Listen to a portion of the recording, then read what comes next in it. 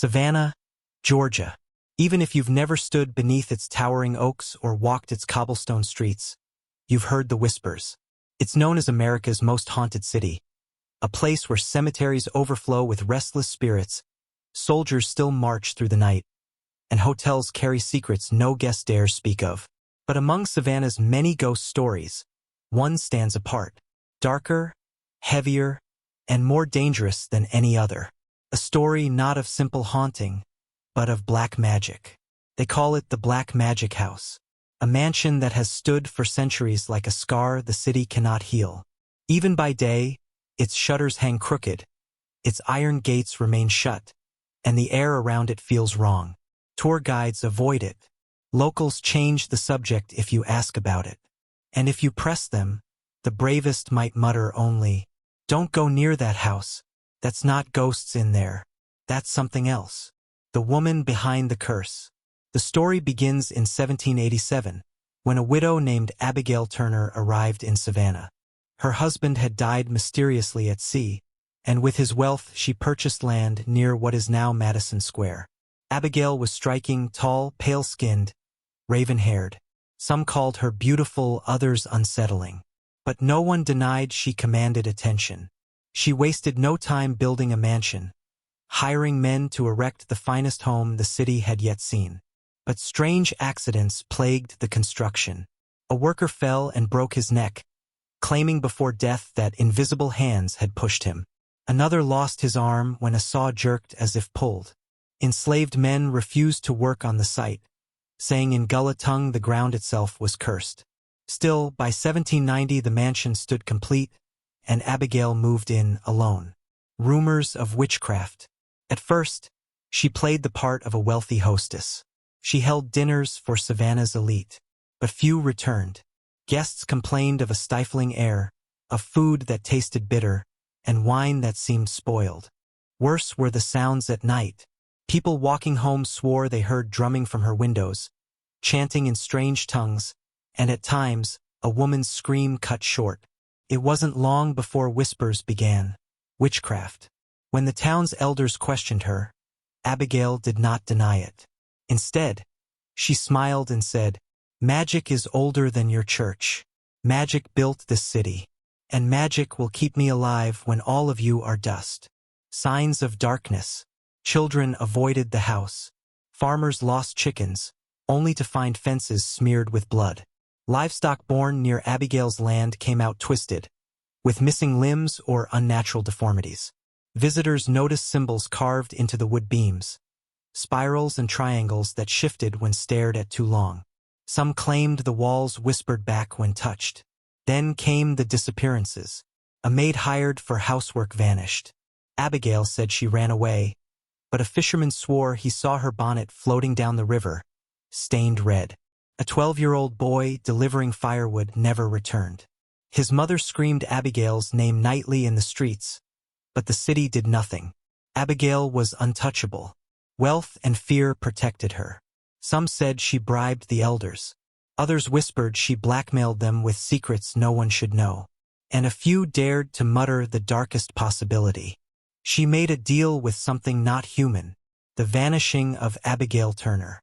In 1799, a storm unlike any other tore across Savannah. Neighbors saw lightning strike Abigail's mansion again and again, though the roof never burned. Screams echoed from within, but no one dared approach. By dawn, the house was silent, its windows black, its doors locked. When townsfolk finally entered, they found a feast of raw meat crawling with flies. The walls were scorched black, though no fire had consumed them, and in the grand parlor, in the center of a burned circle, lay Abigail's dress, folded neatly but empty. Her body was never found. Some claimed hell itself had claimed her. Others believed she succeeded in her rituals, shedding her body to live forever as something else.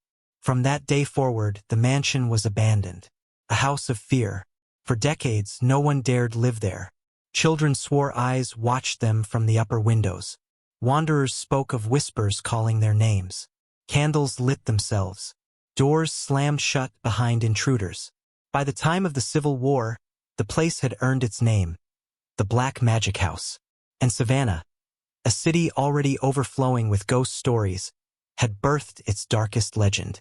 4 years after Abigail Turner's disappearance, the mansion stood empty. The shutters rotted, ivy crawled up its walls, and dust swallowed its grand halls. But Savannah grew around it. By the early 1800s, the city thrived as a port, its cobblestone streets filled with traders, sailors, and new families. Yet no one wanted the house. Even when the land was cheap, buyers pulled away. They said it wasn't just haunted, it was cursed. The 1800s, a city of the dead. Savannah in the 1800s was already soaked in death. Outbreaks of yellow fever swept through the city again and again. Colonial Park Cemetery overflowed, its graves stacked one upon another. Children played over headstones, not knowing they stood atop thousands of bodies buried without markers. It was in this environment that the Black Magic House fit perfectly, an unhealed wound in a city of restless spirits. Neighbors said shadows gathered around it at night, forming shapes that looked human, then vanishing. Animals wouldn't cross its yard. Even birds avoided its roof. When the wind howled through its shutters, people swore they heard words, not sounds. Strange tenants. By the 1830s, a wealthy merchant attempted to restore the house. He moved his family inside, determined to ignore the rumors. For weeks, nothing happened. But slowly, the mansion revealed itself. His wife claimed she woke each night to whispering from the walls. His youngest son was found sleepwalking to the basement, standing before the charred circle where Abigail's dress had once been found. Servants refused to stay. One ran screaming into the street, swearing she saw a woman with black eyes standing in the parlor. Within 3 months, the merchant fled Savannah, abandoning the mansion. Other tenants tried across the decades. None lasted more than a season. Each left claiming unseen hands touched them at night, or that dreams of blood followed them even after leaving the house. The Civil War. When the Civil War reached Savannah in 1864, General Sherman's army marched into the city. Strangely, Savannah was spared destruction. Sherman offered it as a Christmas gift to President Lincoln. But while the city survived, the Black Magic House did not go unnoticed. Union soldiers, curious about the legends, camped inside the mansion.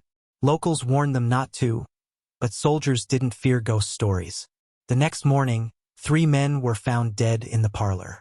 Their throats had been slit, yet no weapon was discovered. Blood pooled in the same charred circle where Abigail had vanished decades earlier. The remaining soldiers refused to stay. They boarded up the windows, nailed the doors shut, and left the house to rot once more. From that day, the legend deepened. Savannah was already filled with ghosts of soldiers and slaves, but the Black Magic House became its darkest landmark, a place even war could not tame. The Gullah Connection. In the years after the war, formerly enslaved people in Savannah and the nearby islands spoke of the house with particular dread. The Gullah community, who had preserved African spiritual traditions, recognized the symbols carved into the beams. They said Abigail Turner had stolen fragments of their practices, twisting protective rituals into something corrupt. Where Gullah shamans used circles and chants to protect families, Abigail had used them to bind spirits. An old Gullah priestess warned, "She took life to live longer.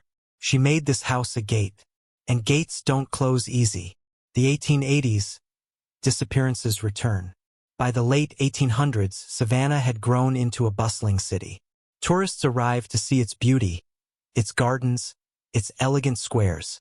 But the Black Magic House remained untouched. One summer, a group of children dared each other to sneak inside. Only 2 returned. They claimed the others had gone upstairs and never came back down. Authorities searched but found no trace. The case faded quietly, the city unwilling to draw attention to the cursed home. From then on, families warned their children, "Stay away from Madison Square at night. Stay away from the house where shadows move." Legacy of fear. By the turn of the century, the house was more legend than reality. Tourists walked past, curious but cautious. Locals lowered their voices when asked. And yet, the stories never stopped. Travelers swore they saw lights glowing in the windows, even though the house had no electricity. Soldiers stationed in Savannah claimed to hear drumming near the mansion at night. A preacher declared it a gateway to hell, though he refused to enter himself. The house waited, and though decades passed without another resident, Savannah's people knew one thing for certain. Abigail Turner had not left. Her presence lingered in the walls, in the soil, in the very air. And the black magic house, empty but alive, waited for its next victim. The family moves in 1990s. In the 1990s, a family from Atlanta, Daniel, Claire, and their 2 children Emily and Jacob, buys the mansion cheaply, ignoring its history. First, everything seems fine, but within days, scratching sounds echo through the walls at night.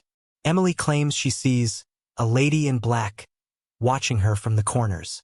Claire finds strange jars buried under the floor, filled with hair, teeth, and blood.